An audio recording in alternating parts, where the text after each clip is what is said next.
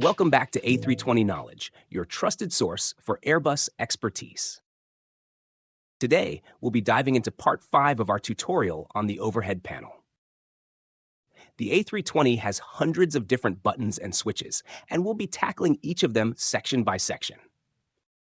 In this video, we'll be tackling the anti-ice and probe and window heat panels. First up is the anti-ice panel, consisting of 3 push buttons. The wing push button controls the activation of the wing anti-ice valves. When the push button is pressed and the valves have fully opened, a blue on light appears. The control valves open if a pneumatic supply is available. If the aircraft is on the ground when the wing push button is pressed, it will remain open for approximately 30 seconds for a self-test. After this, it will then close until airborne. In flight, hot air from the pneumatic system heats up the 3 outboard slats 3, 4, and 5 on each wing. The air is supplied through 1 valve in each wing. When the wing anti-ice is selected on, the wing anti-ice ECAM memo appears in green. Also, both engines' N1 limits automatically reduce, and their idle N1s automatically increase to cope with the bleed demand. On NEO aircraft, when the thrust levers are in either the toga or flex MCT detent with the push button on, WAI appears at the top of the EWD above the engine N1%. The push button is generally turned on if visible icing is noticed on the external ice indicator or on the windshield wipers. And some FCTMs suggest that the wing anti-ice should only be used after thrust reduction altitude on takeoff and be turned off before the final approach fix on approach. As always, consult your manuals and apply airmanship where necessary. If a pneumatic bleed leak is detected or the electrical supply is lost, the wing anti-ice valves will automatically close. A point to note, the APU bleed should not be used in conjunction with the wing anti-ice, due to the bleed architecture.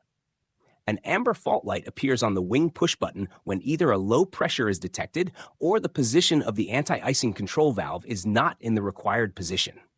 This is accompanied by an ECAM caution. Note, the amber fault light does appear briefly when the valves are in transit, so this can be expected when the push button is initially turned on. Next is the engine anti-ice push buttons. There is 1 for each engine. These are generally switched on when expecting to be in icing conditions. And icing conditions exist below 10 degrees C, either on the ground or in flight, and when any form of visible moisture is present, except during the climb and cruise when the static air temperature is below -40 degrees C. There are some subtle differences depending on whether the engine is a CEO or NEO type.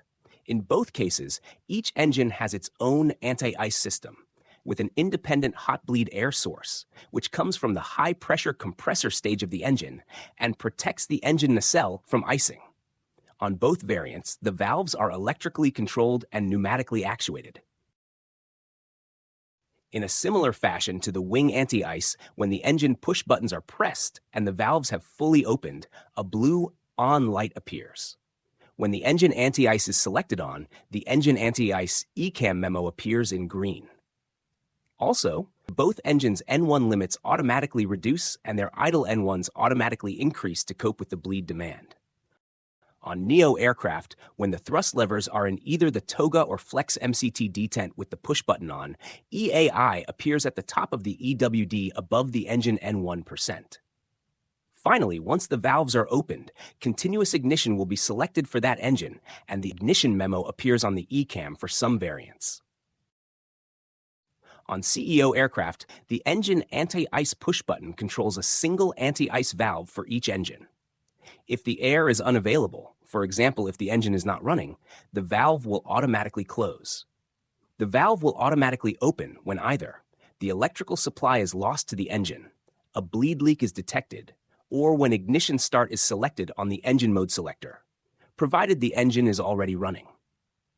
If an amber fault light appears on a CEO aircraft, then the valve position disagrees with the push button selection. Note, The amber fault light does appear briefly when the valves are in transit, in the same way as the wing push button, so this can be expected when the push button is initially turned on. On NEO aircraft, the single anti-ice valve is replaced by two pressure-regulated and shut-off valves, which enable the flow of bleed air to the engine's air intake inlet.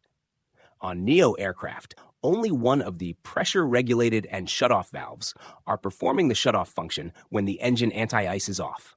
Continuous monitoring of the system enables the detection of bleed air duct leaks or bursts and deactivation of the system.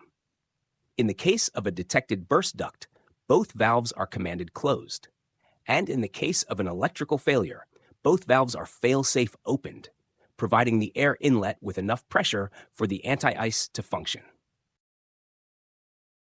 If an amber fault light appears on a NEO aircraft, then the valve position disagrees with the push-button selection and is associated with an array of anti-ice ECAMs. These will either be a valve closed, valve open, control fault, or overpressure caution. With any anti-ice fault, if it fails to open, avoiding icing conditions should be a priority. And if it fails to close, then a fuel penalty factor now applies. Next is the probe and window heat push button. The aircraft uses electrical heating to anti-ice each windshield, defog the cockpit side windows, and heat the external probes.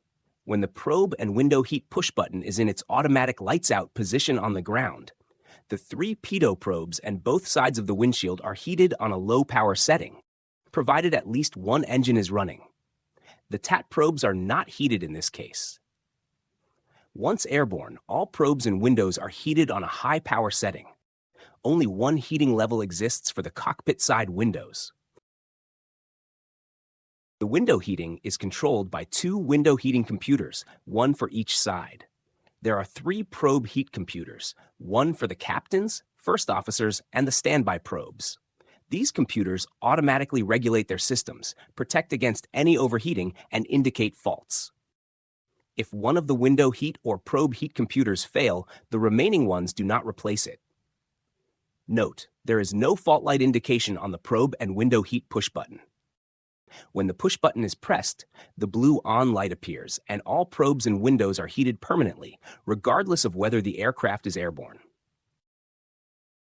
The push button is regularly used for ground operations in cold weather conditions and can be found in the related FCOM supplementary procedure. Note, care must be taken to ensure that all relevant covers have been removed from any probes before selecting the push button on. Also, if the push button is selected on with ice or snow accumulation on the windshield and/or the upper cockpit fuselage, then melted ice or snow may run down from these areas and can refreeze on the fuselage area below if the temperature is very cold. This can create ice buildup, known as ice ridges, on the forward fuselage that can disturb the airflow around the static, pitot, and angle of attack probes.